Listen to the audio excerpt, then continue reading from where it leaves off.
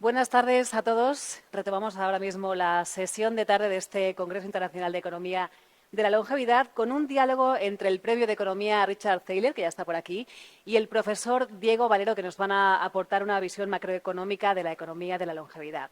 Richard Thaler es profesor de Ciencias del Comportamiento y Economía en la Escuela de Negocios Booth de la Universidad de Chicago y ha sido galardonado por la Real Academia Sueca con el Premio Nobel de Economía en 2017 por sus contribuciones a la economía del comportamiento. Por su parte, Diego Valero es profesor de la Universidad de Barcelona y profesor de la London School of Economics en programas especializados de pensiones y Behavioral Economic, donde es director académico del Global Pensions Program. También es cofundador y presidente de Novaster, una consultora de pensiones líder en España y también en Latinoamérica en asesoramiento de inversiones y riesgos. Así que les dejo ahora con ellos. Adelante.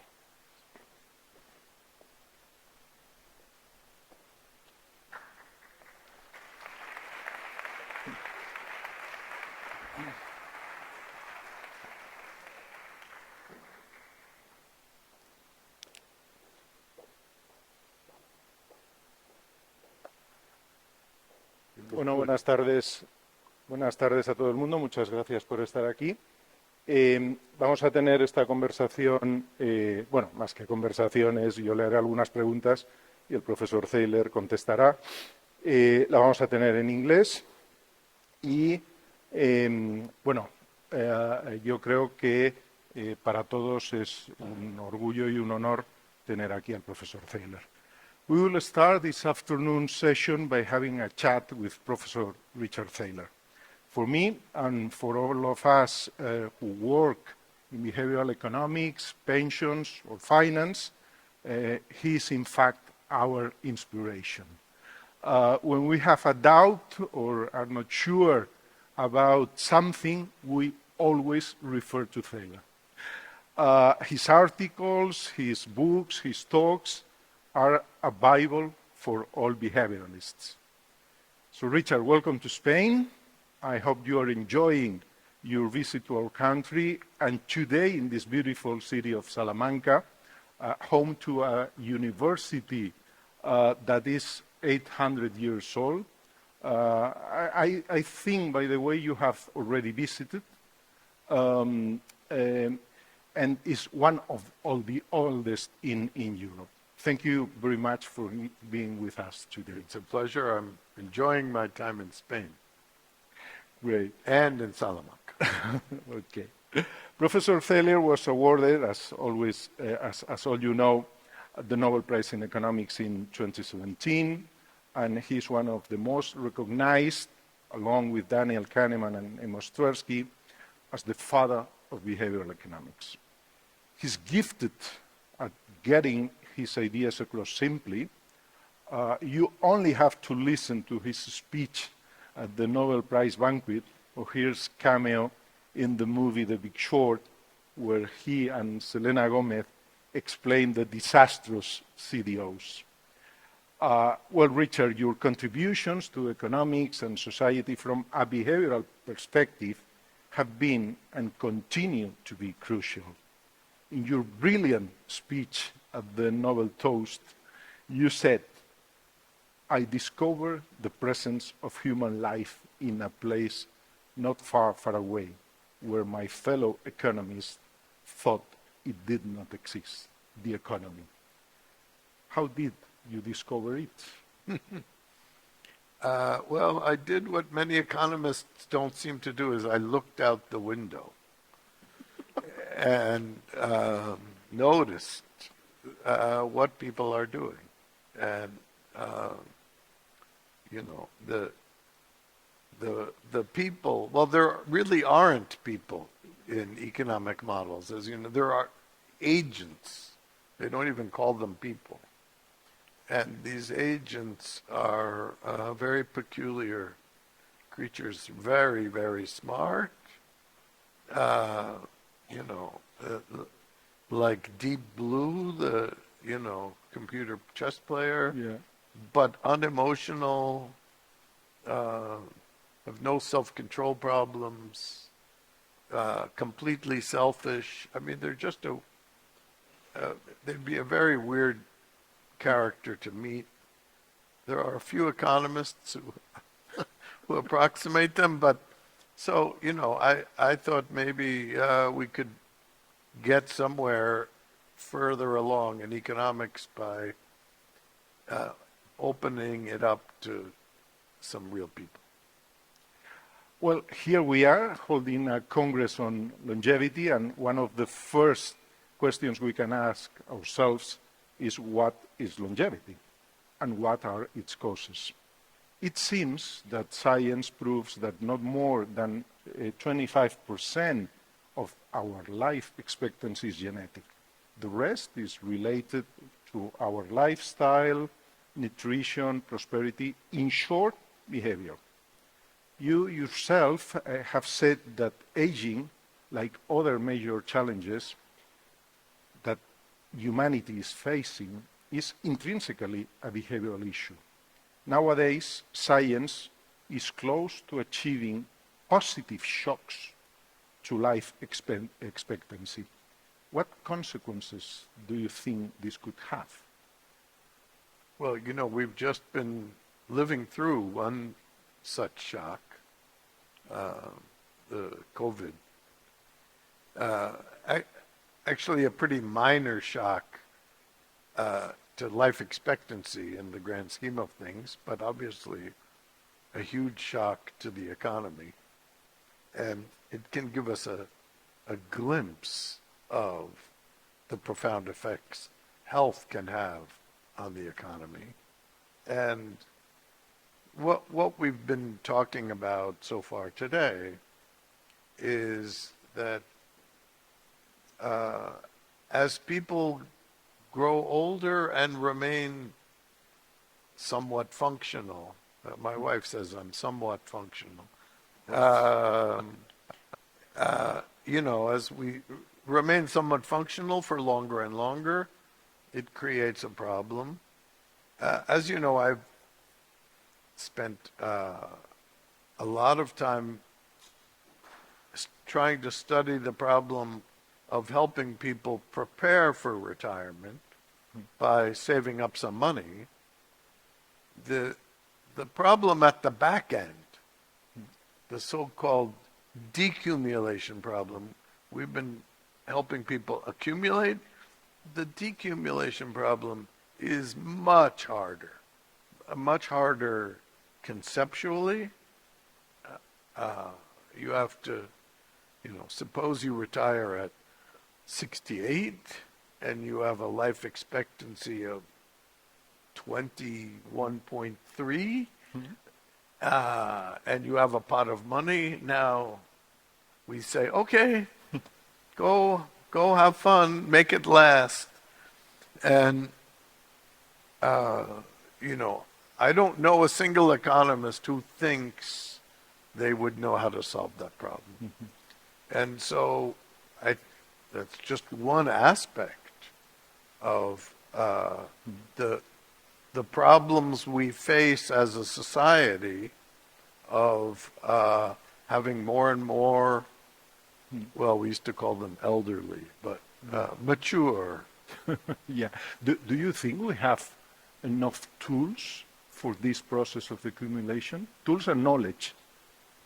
No. We have one tool, which is the annuity. Yeah.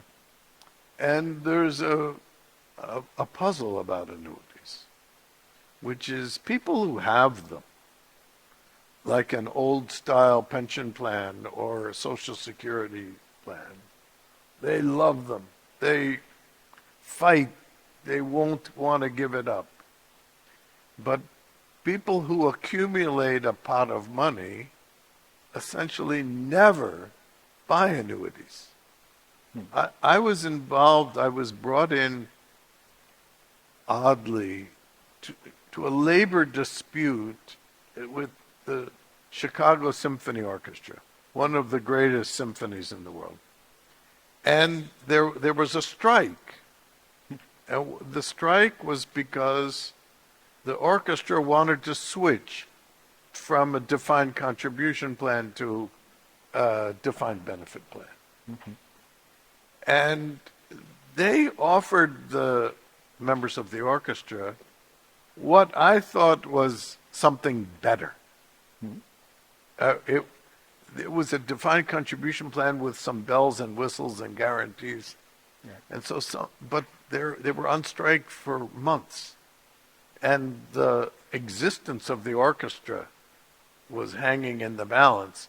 So somebody called me and said, would I talk to somebody? And I talked to a couple people in the orchestra who were influential. And I said, look, you guys are fighting for something that you wouldn't choose to buy if you had the option. You know, what are you doing? Yeah. And so we have that one tool that people don't want to give up but aren't willing to buy, and we have essentially nothing else. You know, wealthy people hire financial advisors to help them. There are some rules of thumb, like you can spend 4% of your wealth each year. That it's not clear how you would actually apply that rule, and it probably isn't very good advice. But otherwise, no, we're starting at zero. And if you think about it, this is, you know, it took us a century or so to figure out how to do better on the accumulation. And before the 20th century, humans didn't have to deal with this problem. They conveniently died. And the few that lasted until something like my age, their children or extended family would take them in. So it's a new problem. Much, you know, this university is much older than the retirement saving problem. So we're not very good at solving it, and the decumulation part is particularly thorny. Yeah.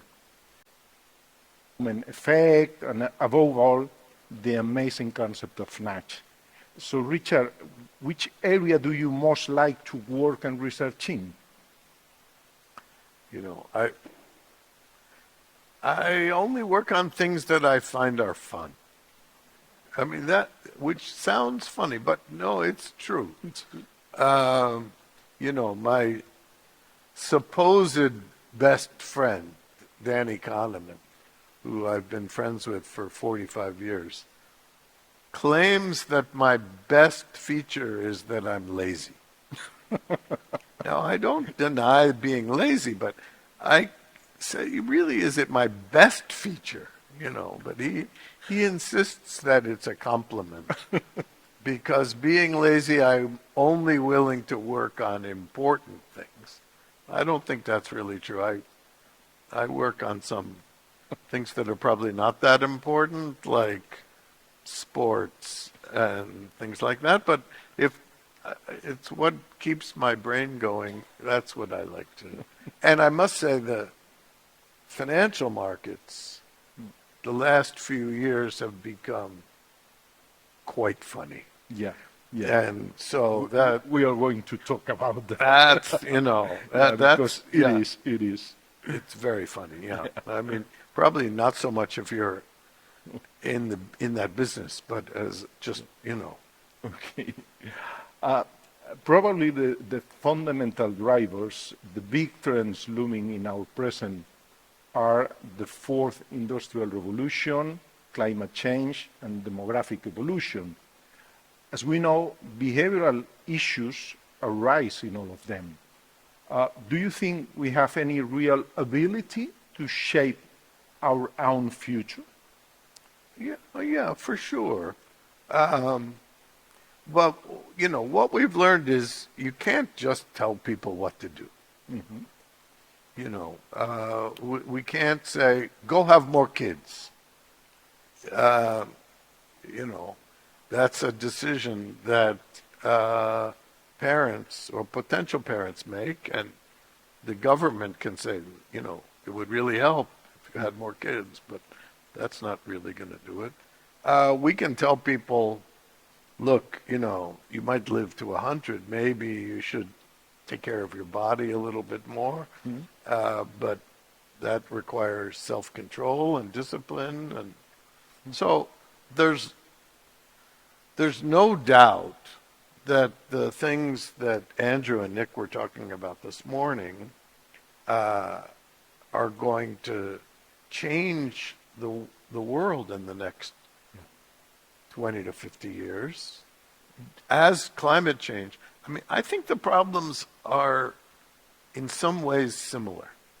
We see a slow-moving threat, and at its heart, both are behavioral problems.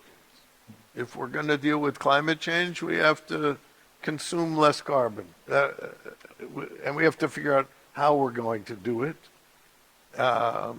And with this, people are going to have to prepare for living longer by financially and otherwise, and we're going to have to create institutions to help them. But it all comes down to behavior, and of course, government has an important role. But as you know, my mantra is, if you want to help people, make it easy.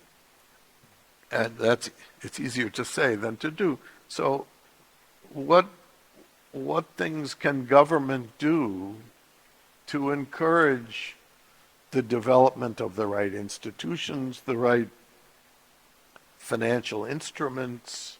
There are many things that governments and the private sector, if people can invent new alternatives to annuities that people will find more appealing, but will help them spread out a pot of wealth over their lifetime, then there's room for intervention and help at every level. Good. As you have mentioned, Andrew Scott explained us this morning that the increase in longevity has multiple economic and social implications. One of them is the end of the life in 3 stages. What do you think about that? Well, I think he has a very good point that the idea that you work until you're 65 and then you retire is an obsolete idea.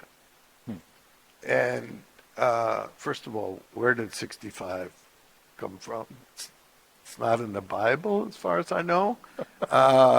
It's not in the law. It's a number. And I think, as we saw in one of the charts, countries are gradually adopting and altering their social security systems, but it's a moving target. And I mentioned COVID as an example of a health-related shock. People in the insurance industry and certain ministers can be worried about an opposite shock. Yeah. So, suppose medicine finds a cure for cancer or heart disease or a way of treating diabetes that doesn't involve patients following a strict regimen. I think on that one, the technology is very close. Well, any of those things could just suddenly increase life expectancy by a year or two. Well, if you're in the annuity business, that's a big problem. For sure. So, and if you're in the Social Security provision business, as most governments are, that's a big problem. So, if we can have a few pandemics to offset, that could help. But there are many unknowables, and we're going to have to be resilient. I think maybe that was the biggest lesson we should take away from from COVID is our lack of resilience. We were just there was no country really that was prepared to deal with this. We all had to make it up. Every government made mistakes because nobody really knew how this thing worked. And then science came and rescued us by creating vaccines in record time. But, you know, we don't know, and we have to be more resilient, and we have to figure out ways to build that in. And I don't think making everything at home is not going to be the answer. But being less reliant on shipping and things like that, well. As Nicholas Barr has well illustrated this morning, another issue is the concern about pensions. The pensions are one of the biggest ongoing challenges faced by policymakers. And matching pensions to society's needs is an impressive challenge. How do you think it can be addressed? Well, you know, I think the model that most countries are moving toward is a first layer, a government-provided Social Security type system that applies to everybody and does a decent job of replacing income for, say, the bottom third of the income distribution, and then helping people supplement that. And it's the middle class that needs the most help. The affluent just don't have time to spend it all, and so they're going to be okay. But the people in the middle, for whom the government-provided pension isn't enough to live on, how do we help them, both in accumulation and decumulation? And as somebody mentioned this morning, spending money to make private savings tax-free is probably a big waste of money. The best paper on this that I know of is one that Raj Chetty and his team wrote using Danish data. Scandinavia has become a very popular place for economists to write papers because they don't seem to care much about privacy, so that's great for us. But what his team was able to do is say, if you go from a company with a low pension to a high pension, what happens to the rest of your balance sheet? And many economists said, look, yeah, you guys, you can get them saving more over here, but maybe they'll just run up their credit cards or save less somewhere else. And what they found in that paper is essentially no offset. If you get people saving 12% instead of 8%, the 4% doesn't it reduces consumption. And doesn't increase debt. So we know that part works, and we're getting better automatic enrollment and automatic escalation and well-defined, created default investment strategies that include rebalancing over the lifetime. I think, you know, I would give our current system of creating private savings kind of a B plus, you know, we're F on decumulation. And I think we're not doing a great job at all of figuring out how to help the post-65 community have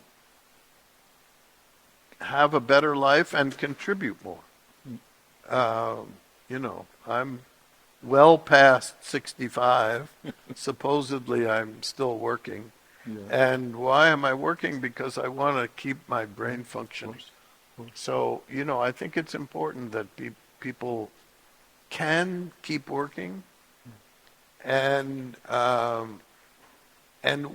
one way I think for the economy to become more resilient is for it to become more flexible. So one thing COVID taught us is in many jobs it's not necessary for everybody to come to the office at the same time in the same place. I think society has been quite ineffective at fully employing women, especially young mothers. And there are many highly educated, highly talented young mothers that just don't work because the economy doesn't make it sufficiently easy and rewarding. And that's a huge market failure. We economists talk about market failures, but there's not enough talk about that. And I think something is similar is happening with people over 65. Okay, they go and retire. Well, then what? And I think there are many ways that people who are done with their regular career can be usefully contributing to society and to the economy and keep themselves involved. You have been for 2 weeks, I think, in London recently. It was exciting there. I know. Two prime ministers. So thank you very much again for coming after that experience. But we have recently experienced there a very relevant episode in the UK pension funds following the announcements by Liz Truss. She was the prime minister who lost her bet against electors. The Bank of England has had to intervene to save the pension funds. What are your views on that? Yeah, so I don't know how, I'll try not to be too wonky about this. Pension funds in the UK, many of them adopted a strategy that on the surface seems very appealing. It's called liability duration matching or something like that. And the idea is we know there's this group of people that is going to retire in 27 years. So we buy a 27-year bond that will mature and, risk goes away. And theoretically, that's true. If you bought the bond that expires in 27 years and it was exactly equal to the liability, which means it probably would have to be indexed, but never mind. Let's suppose the liability was nominal. That would have some appeal, but in the past decade, until this year, interest rates were very low. So that was a very costly way of supporting a pension. So they did that, but then they tried to increase returns in other ways with derivatives, and that added risk. And then when interest rates went up, of course, as we all know, when interest rates go up, bond prices go down. And so they're holding all these 27-year bonds that are hardly ever trade because there's not that much of a market in bonds that will expire exactly in 27 and 26 and 25 years. And meanwhile, their brokers are calling and saying that your side bets This is very much like the scene Selena Gomez and I had in the movies. It's the derivatives are getting them in trouble. And there was a risk that these pension funds would just blow up because they didn't have the liquidity for their side bets. And so what the Bank of England had to do was stop their process of selling back the bonds they had accumulated during quantitative tightening and do the opposite, which made them look foolish. But I think they were heroes here, and pretty quickly things got resolved. But the underlying problem is still there, and we still have a lot of money invested that way, with the illusion that it's risk-free, and it's not.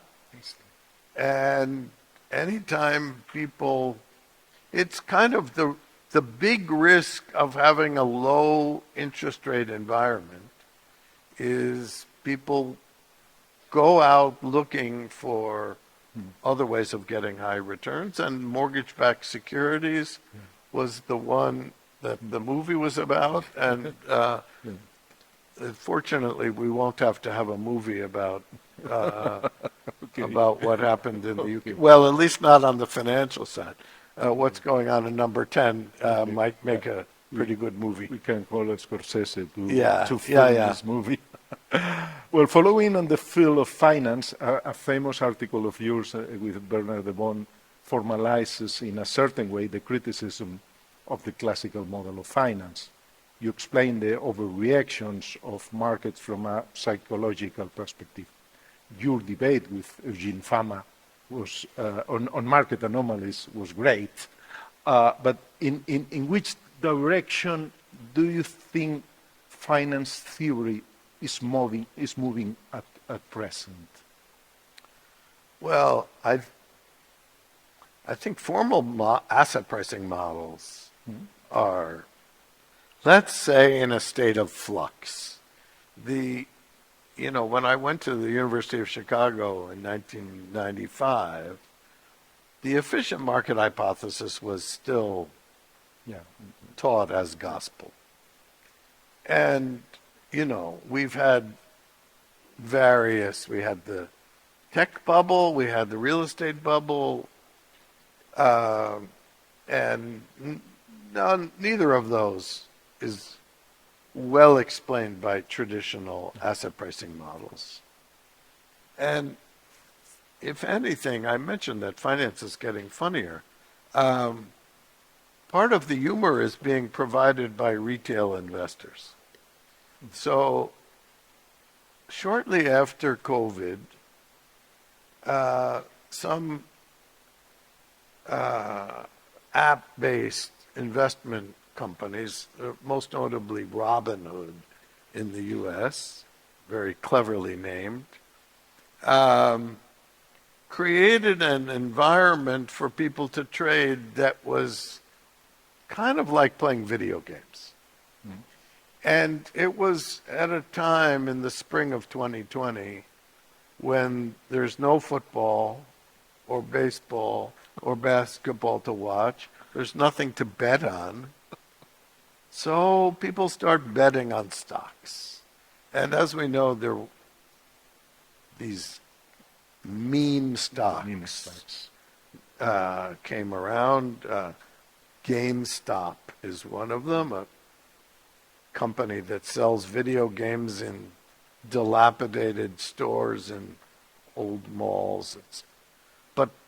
And the hedge funds thought these companies were worthless, and the retail investors thought they were great, and there have been exciting battles. The retail investors call themselves apes, which is some reference to the Planet of the Apes movies that I don't quite get, but maybe the funniest story of all of them is going on right now.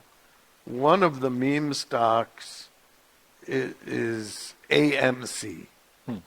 And AMC owns movie theaters. So they have thousands of movie theaters around the world that were empty. And people haven't really gone back to going to movie theaters. And Wall Street thought this company should have been bankrupt. But the apes liked it and started driving the price up into the hundreds. And they got a very clever CEO who said, okay, if people are willing to pay $200 for my worthless company, I'll sell more shares. So he starts selling more and more shares and paying off debt. Brilliant. I think he also bought a gold mine, possibly not as brilliant, but then he ran into a limit that he was only allowed in the charter of his company to have a certain number of shares. I don't remember, 500 million or something like that. Doesn't matter. Anyway, he was stuck. His main business of selling more shares of his company was cut off. What is he going to do? He suddenly comes up with a brainstorm, which is to issue a new class of stock, supposedly preferred shares, though these shares are identical in every possible way. Except he calls them preferred and gives them a new ticker symbol. What does he choose? APE, ape. Now, okay, you can take a guess. The efficient market hypothesis says we have two identical shares. They have to trade for the same thing. We have one that has the love of the apes, which is AMC. The other one is named for the apes. Well, I would have gotten this wrong. AMC goes up, ape goes down, and AMC now is selling for 3 times as much as ape. And of course, if you tried the arbitrage trade of selling short the expensive one and going long the cheap one, then you've been losing money every day for the last 2 months, and you've been getting a lot of friendly calls from your broker. So, financial markets have gotten more amusing, but certainly harder to understand and impossible to understand in the context of the efficient market hypothesis. Yeah, of course. There's no classical model that can explain that. I mean, the law of one price, if you study finance in graduate school, it starts with the law of one price, meaning the same thing, identical things have to sell for the same price. A 10 euro note and a 20 euro note have to sell at a ratio of 2. And of course, arbitrage is why that will be true, because if 20 euro notes start selling for 21, then I'm going to buy a lot of 10 euro notes and go buy. So the law of one price, if that doesn't hold, we kind of don't know anything. Yeah, and maybe it's difficult to fight with a broker called Robin Hood. Yeah, absolutely. He runs around in the forest, and I don't know whether they take from the rich and give to the poor. That part is uncertain. Okay. Well, let's move on to an absolutely differential contribution of yours. Although many people know about your book, Nudge, could you explain the power of nudges in the decision-making process? Yeah, so we almost called our book Everything Matters. And because if you're dealing with a world of humans, then almost anything can influence their decisions. And not just the things that get incorporated into economic models. So, it started really, that book started with me giving a paper at the University of Chicago about Save More Tomorrow that you mentioned before, which is an idea one of my students and I created, which was maybe we could get people to increase their saving rates by having them sign up to not save more right now, but save more later, because we all have more self-control later. Like, I'm going to have a lot of self-control when I get home from Spain, not while I'm here. So I presented a paper showing that we had tripled saving rates in the first company that we got to do this. And this was at an academic conference where there are formal discussants. And I had a discussant from the University of Chicago who was kind of angry about this paper and said, well, yeah, it seems to work, but isn't it paternalism? And, at the University of Chicago, that is the biggest insult. I mean, if you say, oh, you're a paternalist, communist might be worse, but it is, about equal. So I said, look, I don't see why you're calling this paternalism, because it's opt-in, right? We offer this to people, they can choose. There's no coercion. So normally we think of paternalism as coercive. You must wear your seatbelt or you get a ticket. That's paternalism. So I said, I don't know if it's paternalism. Maybe we have to, it's a different kind of paternalism. I don't know. Maybe we could call it libertarian paternalism. That really made him mad. So the next day I was having lunch with my friend and law professor, Cass Sunstein, and we had a weekly lunch. And I said, Cass, I came up with a phrase yesterday that people found really annoying. Maybe we should write about it. And so that was the idea. What are the things we can do that don't force anybody to do anything, but help them? A good example, as you mentioned, I was in London for 2 weeks. As you know, if you've been to London, they drive on the wrong side of the road. This is just, indisputable. They're stubborn over there. So everyone else drives on the right, they drive on the left, But as a pedestrian, cars come the unexpected way, right? It's dangerous. And they have, for a long time, and this has saved my life many times, as in busy pedestrian areas, there's on the street in front of you, look left, look right. And that's a nudge. Okay? Yeah. And it's attracting your attention and helping you, but no one's forcing you to look down. You can look whichever way you want. In fact,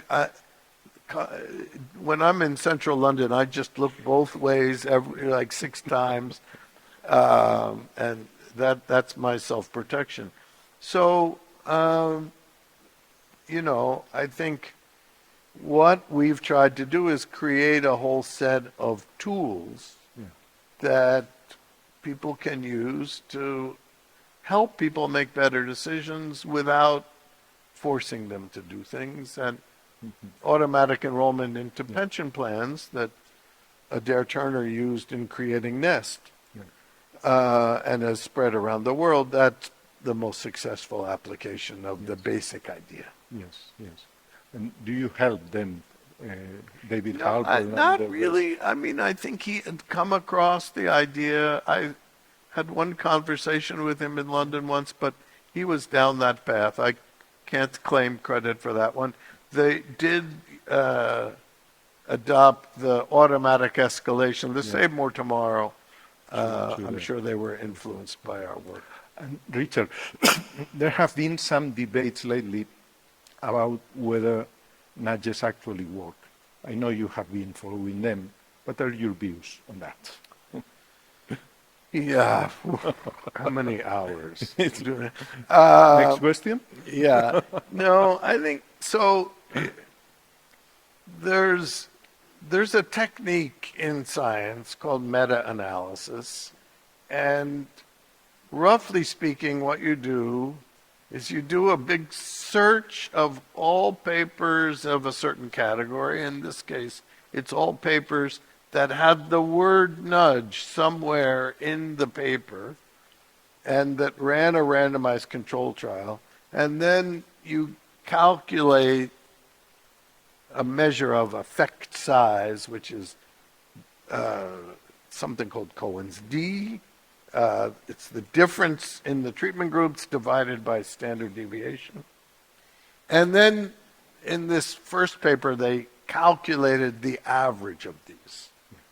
And then there's a second paper that says if you correct for something called publication bias, then in the first paper, the average effect size was small but significant. The second one, when you make this correction, it's 0. And the second one has the title something like, nudges have no effect. Now, we know automatic enrollment, automatic escalation, has created hundreds of billions of dollars. It's not true that it has no effect. There's an interesting story. Yeah. There's a German scientist. In the 1930s, he was trying to find a treatment for infection. This is pre-penicillin. And he was working at Bayer, the aspirin company. And he had 2 chemists. They were making dyes. And they had an idea that you could use dyes to treat infection. So the chemists would come up with dye number 1. He took a dozen rats and made them sick, gave half of them dye number 1, looked to see the next morning they're all dead. Okay, scratch that off. Dye number 872, all the rats are alive. Sorry, I set Siri off. Yeah, it's telling us we're done. So this story is about wants done. to participate. So dye 800 and something saves all the rats. Turns out it saves millions of lives, including the life of Winston Churchill. It created the drug that he called sulfa, which was the only real way to treat infection until antibiotics. So the average effect size of that guy's lab was 0.000. But there was one good one. And I don't think that the average effect size is what we ought to do. Let me just say one more thing, because I think it's important. This publication bias, I don't think is very important. People publish bigger effects, and I think that's because they're more interesting. There's something that I think is more important that I call permission bias. If I have some idea that would help in some domain, well, I have to get permission to do it. So I had an idea 4 years ago that a way to get people to take their flu shots might be, if they show up on time, to give them a lottery ticket. Say, if you come, we're going to give you a lottery ticket. It's worth $3. Well, we couldn't get permission to run that experiment. 4 years later, COVID is happening. We're trying to get people to take the vaccine. And Katie Milkman, a behavioral economist at Wharton, says, oh, maybe we should try your old lottery idea that we had never been able to test. So somebody gave us $500,000 to try this idea, but it takes a long time to get permission. And we never could get permission to run it the way I had designed it, which was you show up to get your shot, you get a lottery ticket. They said, no, that's not fair to all the people that have already gotten vaccinated. So we ended up running an experiment. A week before it was launched, the governor of Ohio announces $5 million lotteries. It's a neighboring state. We ran our experiment. It has exactly no effect. Does that tell us my old idea doesn't work? We don't know. No. It might be a bad idea. It might be a good idea. Until we get permission to run the experiment, we'll never know. We'll never know. Okay. Kessan, you introduced the concept of a sludge as well. And you also said that the battle against climate change is not won with nudges, but by making people pay for polluting. So would it be correct to say that this is an example of sludge? No, I don't think so. So I think on climate change, this is something every economist in the world agrees about, that we are not going to make progress until we set the prices right. And frankly, the biggest changes for climate change are going to have to be at the industrial level. How it's, yes, we can do our share, but it's how we generate power, how we move things around. And companies respond to prices. Sweden has a price of $100 per ton of carbon emissions. And if you noticed, if you've been to Stockholm, it's a very nice city. The economy is thriving. You can have a good economy with a carbon tax. Sludge is just really the opposite of nudge. It's, nudges make it easy. Sludge is stuff that gums up the works. We were talking at lunch about the difficulties of getting benefits that people are entitled to them because they have to fill out some form.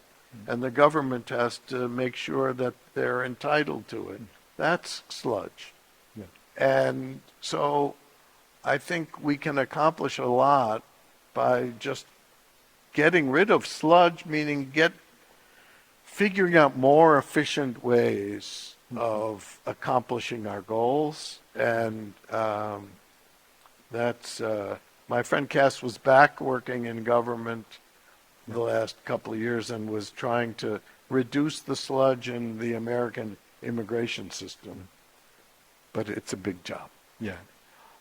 Unfortunately, we are reaching the end of this conversation. But regarding immigration, let me ask the following. You have spoken out in favor of legal immigration as a source of increased growth.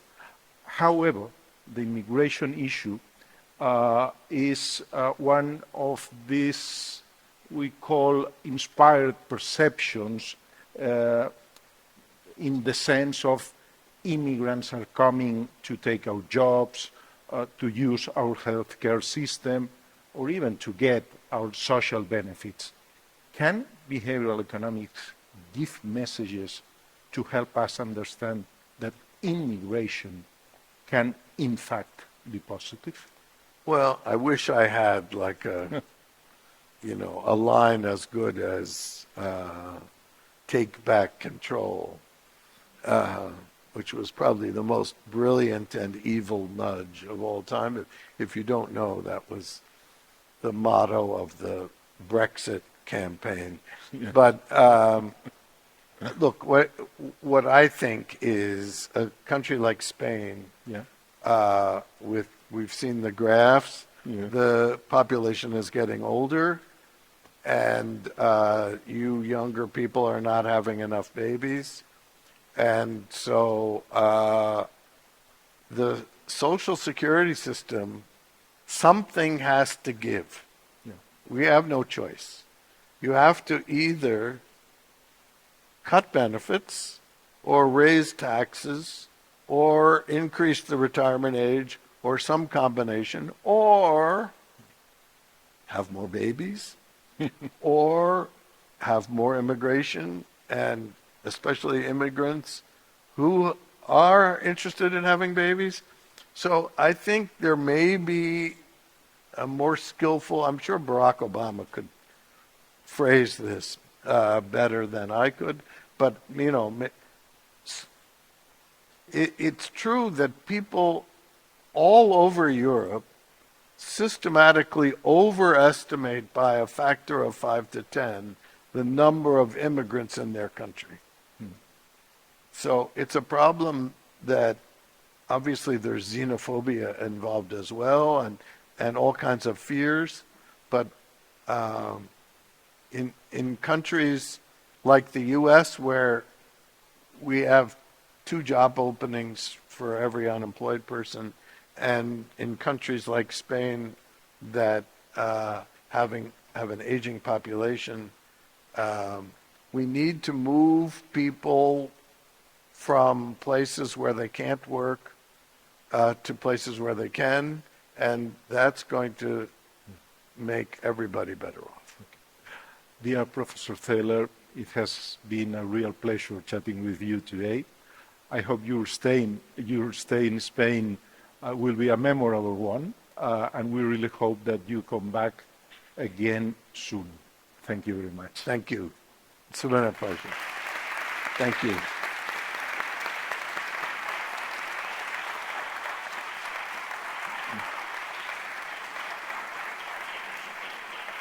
Thank you very much, Professor Diego Valero and Richard Thaler, of course, for this interesting conversation.